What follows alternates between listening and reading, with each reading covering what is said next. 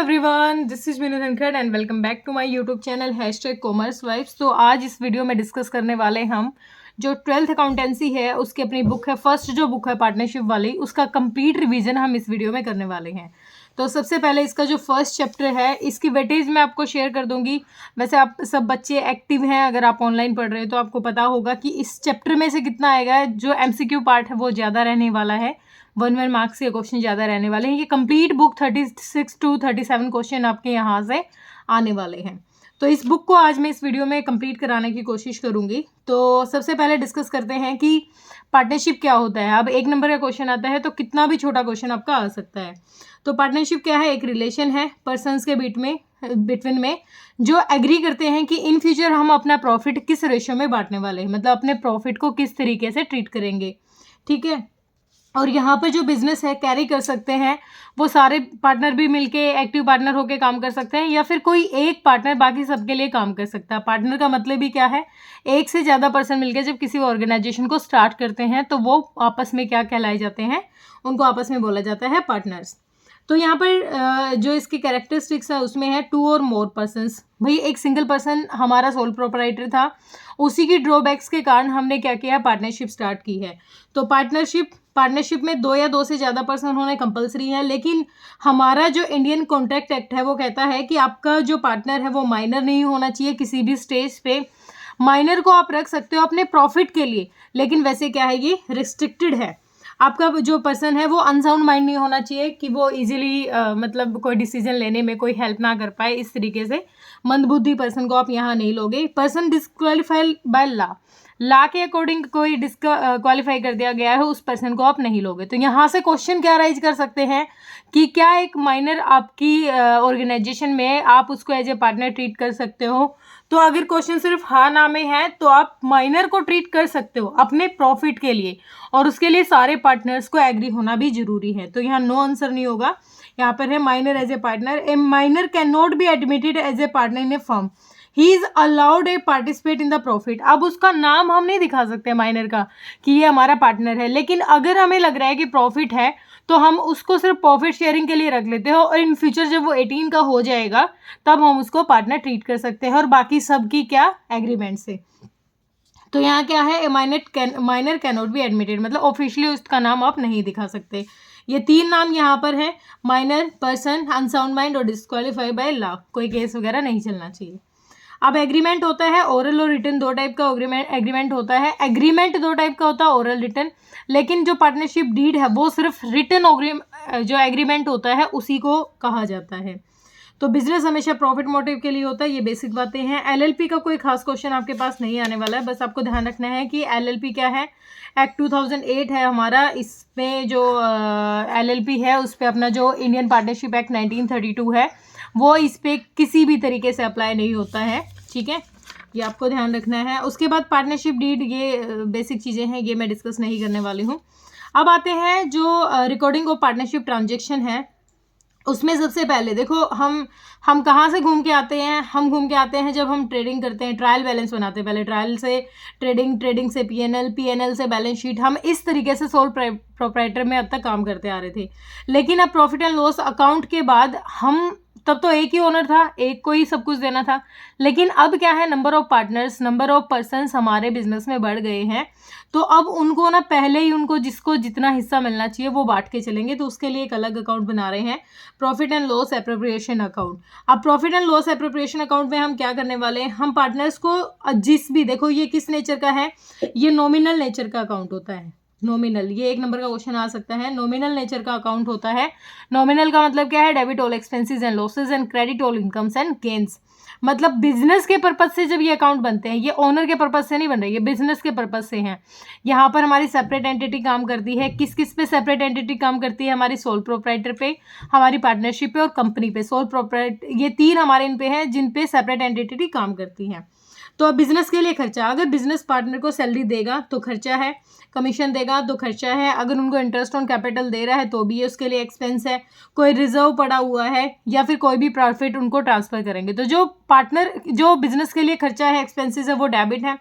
Business के लिए income क्या हो सकती है, पार्टनर ने कोई ड्राइंग की है, अब ड्राइंग भी डिपेंड करती है, अगर ड्राइंग अगेंस्ट कैपिटल है तो वो ठीक ठाक ट्रीट की जाएगी, उस पर कोई इंटरेस्ट ऑन ड्राइंग नहीं लगेगा। अगर ओनर है, पार्टनर है, पैसा निकाल रहा है अपनी ही कैपिटल में से, तो उस पर इंटरेस्ट ऑन ड्राइंग नहीं लगेगा, ठीक है। लेकिन वो अगर प्रॉफिट के अगेंस्ट चार्ज कर रहा है तो उस पर इंटरेस्ट ऑन ड्राइंग लगेगा, और वो फायदा, वो किसके लिए फ़ायदा होगा, हमारी ऑर्गेनाइजेशन के लिए। तो इंटरेस्ट ऑन ड्राइंग हमारा फ़ायदा है। तो ये फॉर्मेट आपको दिमाग में सेट करके जाना है कि क्या क्या चीज़ें किस तरीके से पार्टनर को दी जाती है। जनरल का पार्ट इसमें से कम ही रहेगा, मतलब एंट्रीज आपको बस आनी चाहिए, इसमें से क्वेश्चन अराइज नहीं होता है। और नॉर्मली अगर क्वेश्चन आ भी जाए तो आपको दिमाग में ये फॉर्मेट सेट करना है। अब सैलरी डेबिट हो रही है, किसकी वजह से सैलरी डेबिट हो रही है, किस पे, प्रॉफिट एंड लॉस अकाउंट पे। तो हमें क्या करना है, यहाँ पर क्या दिखाना है कि सैलरी मिल रही है या फिर कमीशन मिल रहा है। जब profit and loss appropriation account debit हो रहा है, किसकी वजह से, वो सारी चीज़ें हमें यहाँ पे लिखता चलना है। तो profit and loss appropriation account debit to salary account to commission account, इस तरीके से सारी चीज़ें हम इसमें करते चले जाएंगे, ठीक है। अब देखते हैं, अब आ गया हमारा पीएनएल, और ये डिफरेंस कोई दिक्कत नहीं, ये नहीं करना हमें। ये charge against profit, charge against charge appropriation out of profit, ये बहुत बार बच्चों को डाउट रहता है। बेटा चार्ज अगेंस्ट प्रॉफिट, कोई चीज़ प्रॉफिट में से ही देनी है, और कोई चीज़ ऐसी है कि वो एप्रोप्रिएशन है प्रॉफिट का, पहले वो चीज़ें अगेंस्ट होती है, प्रॉफिट बाद में बटेगा, पहले वो सारी चीज़ें निकलेंगी। और ये चीज़ें ऐसी होती हैं जो प्रॉफिट में से दी जाएंगी, ठीक है, या आउट ऑफ प्रॉफिट होगा, ये दोनों चीज़ें बिल्कुल अलग हैं। उसके बाद है हमारा, फिर हमारे कैपिटल अकाउंट्स पे बात करते हैं कि कैपिटल दो टाइप से अकाउंट्स हमारे होंगे इसमें, फिक्स्ड और फ्लक्चुएट। अब फ्लक्चुएट है तो इसका मतलब इसमें करंट नेचर की सारी चीज़ें इन्वॉल्व होंगी, या फिर हमारी फिक्स नेचर की भी सारी चीज़ें इन्वॉल्व होंगी। और जो फिक्स्ड कैपिटल मेथड है उसमें दो अकाउंट्स हमारे बनाए जाते हैं, और जब तक हमें क्वेश्चन कुछ ना कहे तो हमें हमेशा ही फ्लक्चुएट कैपिटल मेथड को ही यूज़ करना है। तो फिक्स कैपिटल मेथड में हमें दो अकाउंट बनाए, कैपिटल अकाउंट और करंट अकाउंट। कैपिटल में परमानेंट आप पैसा लेके आ रहे हो और परमानेंट आप पैसा विड्रॉ कर रहे हो, वही एंट्री हमारी यहाँ होगी, बाकी कुछ नहीं होगी। परफॉर्मा भी कहता है कि अपना ओपनिंग बैलेंस जितनी अपने पास कैपिटल है, उसके बाद एडिशनल अगर हम कैपिटल लेके आए हैं तो वो लिखेंगे हम, और हमने अगर परमानेंट कोई पैसा अपने कैपिटल से निकाला तो वो यहाँ लिखेंगे, और फिर अपना क्लोजिंग बैलेंस रहेगा।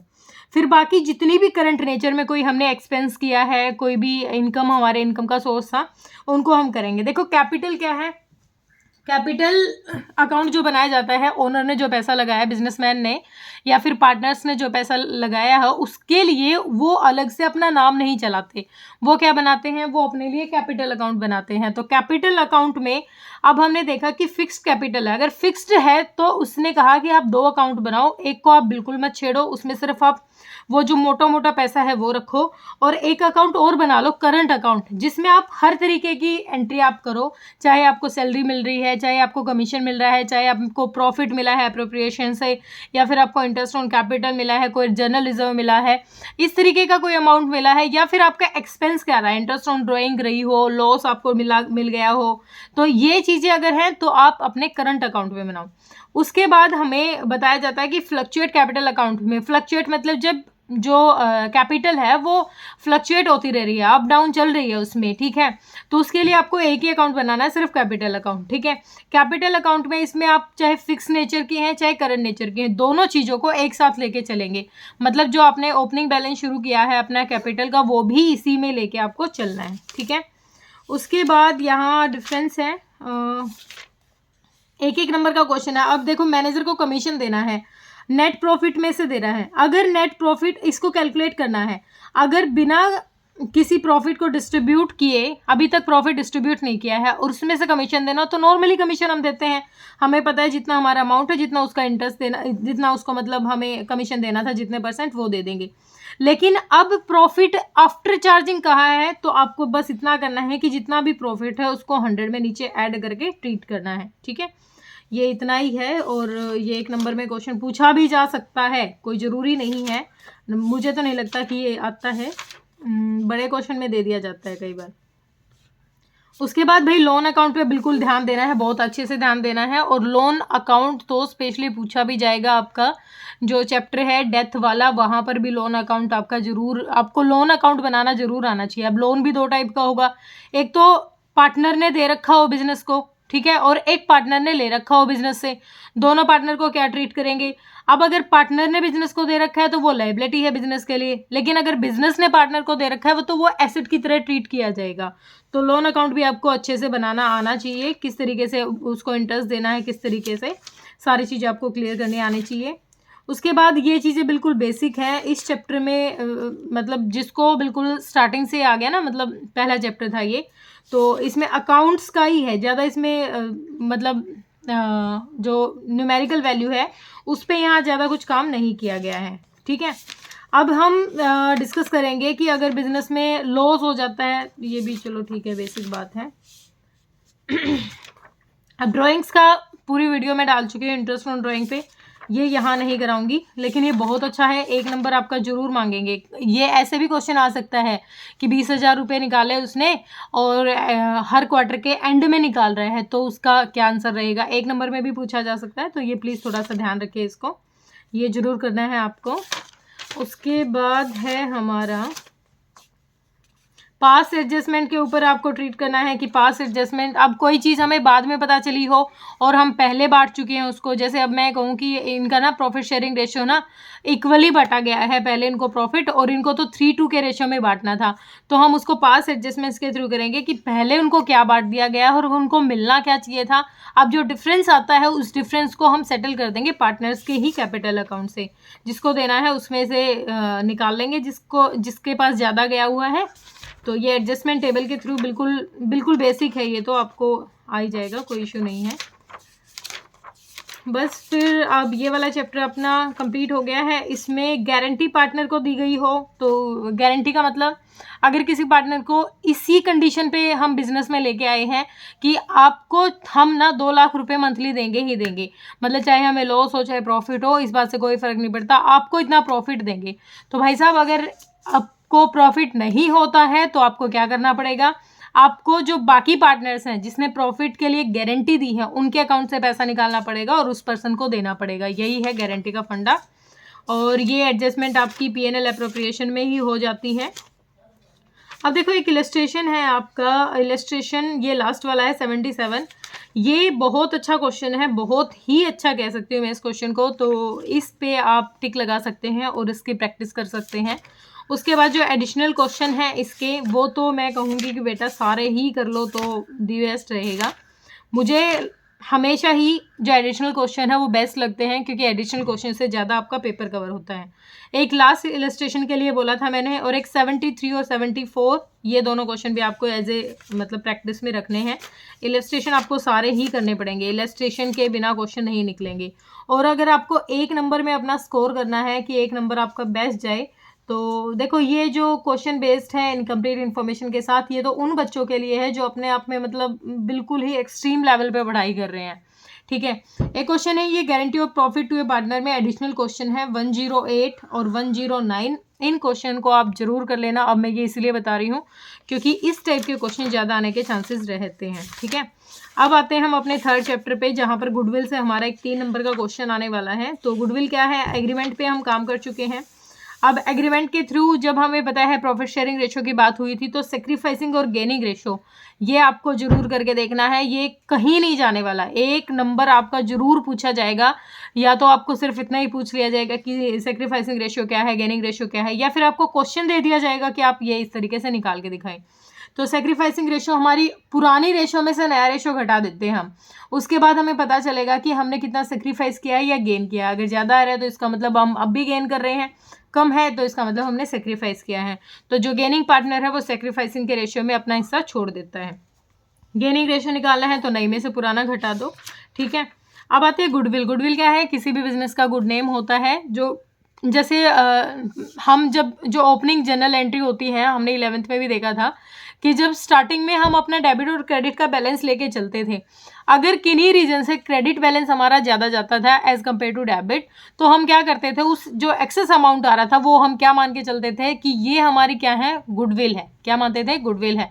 मतलब हमने जो एक्सेस अमाउंट कमाया है, हमारे बिजनेस में जो एक्स्ट्रा प्रॉफिट हुआ है हमारी अच्छी रेपुटेशन की वजह से, हमारे अच्छे काम करने की वजह से, वो हमारी क्या होती है, गुडविल होती है। तो गुडविल का ट्रीटमेंट कैसे होगा?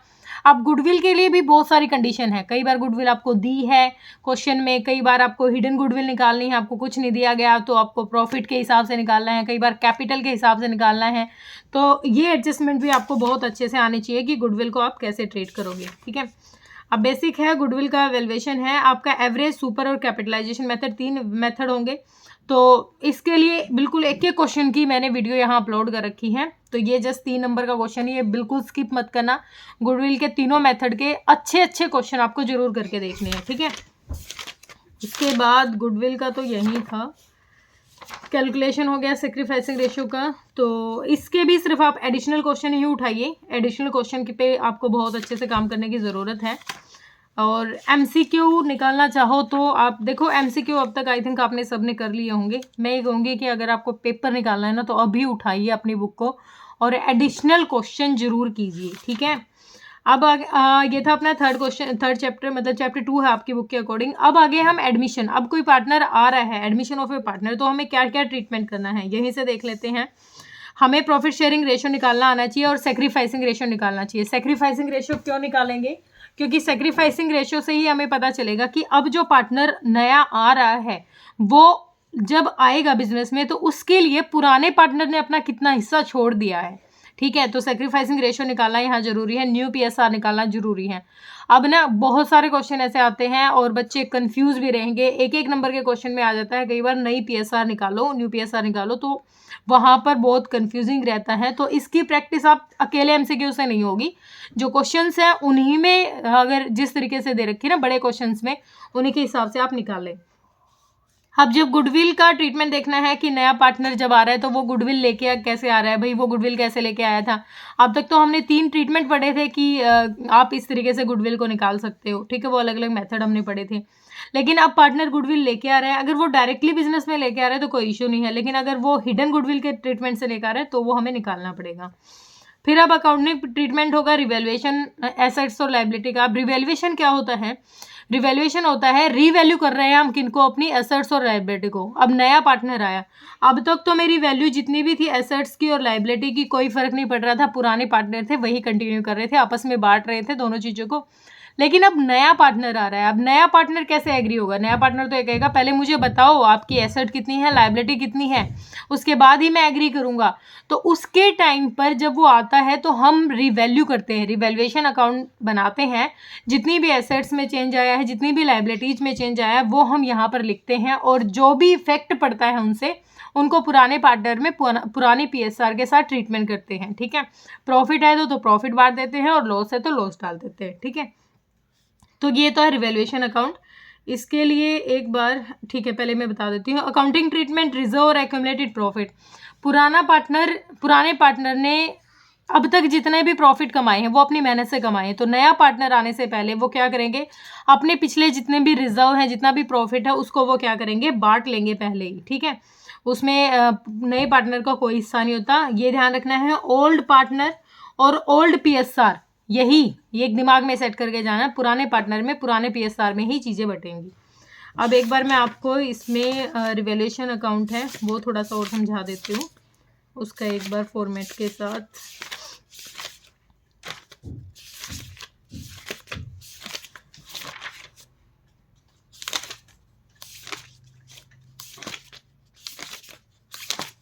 तो गुडविल के ही हैं क्वेश्चन, ये तो गुडविल के ही चल रहे हैं।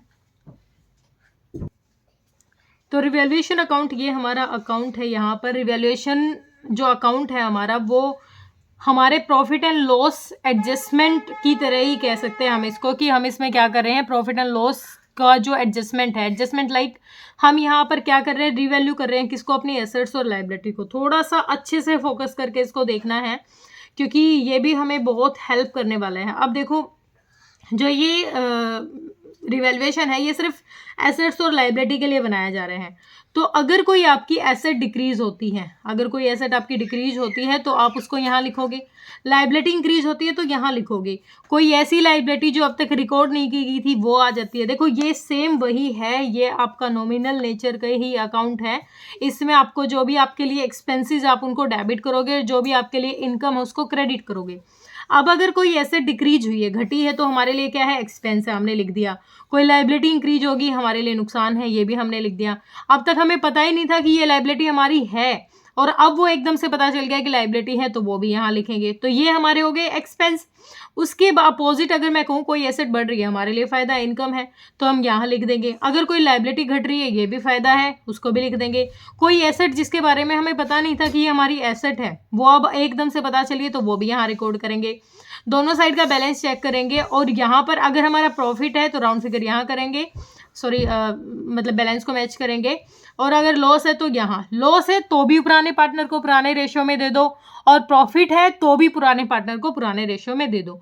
ये है यहाँ पर रिवैल्यूएशन अकाउंट का ट्रीटमेंट। तो और बाकी इस चैप्टर में क्या था, एक मिनट, फिर बाकी इसमें है कैपिटल को कैसे एडजस्ट करना है। अब नए पार्टनर की कैपिटल के हिसाब से पुराने की कैपिटल, मतलब ऐसा होता है ना, कई बार ये कहेंगे वो कैपिटल नहीं लेके आया, इकट्ठा अमाउंट लिया है, तो आपको बताओ कि इसमें से उसकी कैपिटल कितनी है, या फिर वो गुडविल का पार्ट कितना लेके आया है। तो पुराने कैपिटल के हिसाब से, अपनी PSR के हिसाब से हम एडजस्टमेंट करेंगे कि उसको कितनी कैपिटल लेके आनी चाहिए बिजनेस में, और वो कितनी लेके आया है, और वो एक्सेस अमाउंट आया है जो वो क्या लेके आया है, वो गुडविल का पैसा लेके आया है। ठीक है, तो ये प्रैक्टिस पे डिपेंड करेगा। और इसमें एडमिशन वाले चैप्टर में आपका बेसिक क्लियर हो रहा है। ठीक है, इसको आप अच्छे से पढ़िए एक बार। अब इसका जो चैप्टर आया है अपना, अब जो अच्छा चैप्टर आएगा वो ये आएगा, क्योंकि एक 6 नंबर का अच्छा खासा क्वेश्चन आपका यहाँ से निकलने वाला है। तो यहाँ पर हम पढ़ने वाले हैं रिटायरमेंट या फिर डेथ ऑफ ए पार्टनर। अब रिटायरमेंट का क्वेश्चन है या डेथ का है। अब तक तो पार्टनर आया था तो हमने क्या किया था, सेक्रीफाइस किया था। लेकिन अब पार्टनर जा रहा है तो वो कुछ छोड़ के जाएगा, चाहे वो डेथ है या रिटायरमेंट है। ठीक है, यहाँ पर लोन अकाउंट पे बहुत फोकस करना है आपको। लोन अकाउंट बनाना पड़ेगा और बहुत अच्छे से प्रैक्टिस आपको लोन अकाउंट की करनी है। अब रिटायरमेंट और डेथ ऑफ पार्टनर में आपको क्या करना है, PSR का वही सीन रहेगा। प्रॉफिट में यहाँ पर अगर पार्टनर जा रहा है तो हम गेन करेंगे, क्योंकि पहले अगर हमारे 3:1 में रेशियो बढ़ रहा था, अब ये 2 वाला चला गया, तो हम दोनों में ही सारा प्रॉफिट बटने वाला है। फिर है हमारा, हमें सेक्रीफाइसिंग और गेनर रेशियो में डिफरेंस पता होना चाहिए कि सेक्रीफाइसिंग क्या है और गेनिंग रेशियो क्या है। और ये चलो ये तो ठीक है, ये आप फर्स्ट सेकंड चैप्टर से पढ़ते आ रहे हो। गुडविल का ट्रीटमेंट वही है। रिटायर होगा तो क्या होगा, रिटायर में होगा तो उसको गुडविल का अमाउंट देना है, गुडविल निकालेंगे और उसके अकाउंट में उतना पैसा ट्रांसफ़र करेंगे। फिर एसेट्स और लाइबिलिटीज़ का रिवैल्यू करेंगे कि उस टाइम एसेट और लाइबिलिटी में क्या चेंज आया था, तो उसको क्या कुछ मिलना चाहिए। रिजर्व का ट्रीटमेंट भी होगा, क्योंकि उसके रहते रहते उसने प्रॉफिट कुछ एक्स्ट्रा कमाया होगा, रिजर्व का भी पार्ट पड़ा होगा। उसके बाद है कैपिटल, नए PSR के हिसाब से कैपिटल को एडजस्ट करेंगे। अब डिस्पोज करेंगे, जितना अमाउंट उसको देना चाहिए था सारा का सारा अमाउंट उसको दे के चलेंगे। अगर उससे कुछ लेना था तो उसके अकाउंट से डिडक्ट करेंगे। हिडन गुडविल यहाँ हम निकालेंगे। कैलकुलेशन करेंगे हम किसकी, जो भी डिकीज पार्टनर, मतलब जो अब किसी की डेथ हो जाती है तो उसमें उसका जो पैसा उसके अकाउंट में डालना था, या फिर जो उसका वारिस बच गया है उसको हमें पैसा देना है किसी भी तरीके से, तो वो ट्रीटमेंट सारा होगा यहाँ पर। ठीक है, तो ये रिटायरमेंट और डेथ वाला आप देख लीजिए, ये ज़्यादा प्रैक्टिस वाला चैप्टर है। मैं तो यही कहूँगी कि ज़्यादा से ज़्यादा प्रैक्टिस आपको इस चैप्टर में करनी पड़ेगी। और इलस्ट्रेशन को तो आप भूल ही जाओ फिलहाल तो, और प्रैक्टिकल को एडिशनल पे फोकस करो। अब ये भी बहुत अच्छा चैप्टर है, dissolution of the partnership firm. इसमें क्या करना है, इसमें एक नई चीज़ आ जाएगी। डिसॉल्व हो रहा है मतलब पार्टनरशिप खत्म हो रही है, पार्टनरशिप फर्म खत्म हो रही है, रीजन कोई भी हो सकता है।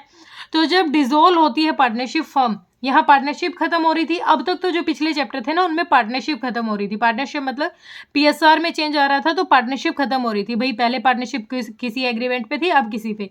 लेकिन अगर अब फर्म ही खत्म हो रही है तो हमें क्या करना है, फर्म खत्म हो रही है तो सारी एसेट्स हमारी बेचनी है, सारी लाइबिलिटी हमें पे ऑफ करनी है। जितना पार्टनर ने जिसको जितना मिलता है वो सारी चीज़ें दे के उसके अकाउंट को सेटल करना है। यहाँ पर डिसोल्यूशन होना है हमारे यहाँ पर पार्टनरशिप फर्म का, बिल्कुल ही डिसॉल्व हो रही है, खत्म हो रही है यहाँ पर। तो यहाँ पर एक अकाउंट मेन है हमारा, जब हम रियलाइजेशन अकाउंट बना रहे हैं यहाँ पर सिर्फ वही मेन है। कि जो रियलाइजेशन अकाउंट का ट्रीटमेंट हमें कैसे करना है। तो जब डिसॉल्व होगा तो सारी असेट्स लायबिलिटी को बेचते हुए हम चल रहे हैं। तो रियलाइजेशन अकाउंट, एक मिनट मुझे देखने दो कहाँ है इसमें, ये रहा रियलाइजेशन अकाउंट का फॉर्मेट। तो जितनी भी, पहले तो हम क्या करेंगे, अपनी बैलेंस शीट उठाएंगे, बैलेंस शीट में से जितनी भी एसेट्स हैं वो यहाँ लिखेंगे, जितनी भी लायबिलिटी है यहाँ लिखेंगे। ठीक है, दोनों चीज़ें हमने सेटल कर दी बैलेंस शीट से बिल्कुल एज इट इज़, बिना किसी चेंज के सारे की सारी एसेट्स यहाँ लिख दी, सारी की सारी लायबिलिटीज़ हमने यहाँ लिख दी है। उसके बाद जो भी लायबिलिटी आपकी आप पे ऑफ करते जाओ, उसकी पेमेंट करते जाओ, वो आप यहाँ पर लिखते जाओगे कि इस लायबिलिटी को आपने इतने में पे ऑफ कर दिया है। ठीक है, यहाँ कर दोगे। जितनी एसेट्स आपकी बिकेंगी जितने भी अमाउंट में, वो आप यहाँ लिख दोगे। ठीक है, क्लियर हुआ। अब हमने यहाँ अगर लायबिलिटी लिखी है, इसका मतलब हमारे लिए एक्सपेंस था, हमने यहाँ लिख दिया। यहाँ पर हमने क्या किया, हमारे पास पैसा आया है, इनकम है, वो हमने यहाँ लिख दी है। अब हमें पता था कि कोई भी अनरिकॉर्डेड लायबिलिटी थी, हमें पता नहीं था उसके बारे में, उसकी भी पेमेंट हम यहाँ करेंगे, अभी उस लायबिलिटी को पे ऑफ करेंगे। और कोई भी अनरिकॉर्डेड एसेट्स थी उसके बारे में पता चला, तो उसका भी हम बेचने पर जो पैसा आएगा वो यहाँ लिखेंगे। उसके बाद जब जिसको भी ड्यूटी दी गई थी रियलाइजेशन अकाउंट बनाने के लिए, उस पर जो खर्चा आया, उस पर जो एक्सपेंस आया, उसकी पेमेंट भी हम यहाँ पर दिखाएंगे। ठीक है, कोई भी अनरिकॉर्डेड एसेट से जो पैसा आया था हम वो यहाँ लिखाएंगे। कोई भी अमाउंट अलग से रियलाइजेशन अकाउंट की एसेट से आया है तो वो फ़ायदा हम यहाँ लिखेंगे। फिर अगर पार्टनर ने कोई कैपिटल, पार्टनर के कैपिटल अकाउंट में डालेंगे अगर वो किसी भी लायबिलिटी को ले रहा है तो। जैसे कोई पार्टनर कहते हैं कि इस लायबिलिटी को मैं पे ऑफ करूंगा, तो उस पार्टनर के अकाउंट को सेटल करेंगे, कैपिटल अकाउंट को। सेम अगर कोई पार्टनर कहता है कि इस एसेट को ना मैं ले लेता हूँ, जैसे कोई मशीनरी है तो पार्टनर कहते हैं कि भाई इस मशीनरी को ना मैं ले लेता हूँ, तो उसके अमाउंट को भी उसके कैपिटल अकाउंट से सेटल किया जाएगा। ठीक है, फिर उसके बाद चेक किया जाएगा कि प्रॉफिट है या लॉस है, बोथ साइड को टोटल करके। अगर लॉस है तो भी पार्टनर में बांट दिया जाएगा और प्रॉफिट है तो भी। ठीक है, तो बस यही है। क्वेश्चन पे मैं नहीं करा रही हूँ क्योंकि क्वेश्चंस की वीडियो मैं ऑलरेडी सारे डाल चुकी हूँ। तो मेनली जो आपका फोकस रहेगा वो मैं ये कहूँ कि आपको अकाउंट्स किस तरीके से प्रिपेयर करने हैं, बस वो आने चाहिए। आप अपनी थ्योरी माइंड में सेट कर लोगे तो क्वेश्चन उठाओगे डायरेक्ट आपको पता चल जाएगा, अच्छा इसका ट्रीटमेंट ऐसे करना है। लोन अकाउंट पे हमेशा फोकस करना है। लोन अकाउंट पे आपको डेथ और रिटायरमेंट वाले चैप्टर में भी लोन अकाउंट पे बहुत ध्यान देना है, क्योंकि वहाँ पर भी जो डिकीज पर्सन मिलेगा आपको, उसको भी देना है, और इसमें भी आपको लोन अकाउंट पे बहुत फोकस करना है। ठीक है, तो होप क्लियर हुआ होगा। कोई दिक्कत परेशानी है तो आप मुझे कमेंट सेक्शन में डालिए बेटा, और कोई भी ज़्यादा किसी क्वेश्चन में डाउट है तो आप वो क्वेश्चन शेयर कर सकते हो, मैं उस पर वीडियो अपलोड कर दूँगी। ठीक है, थैंक यू सो मच।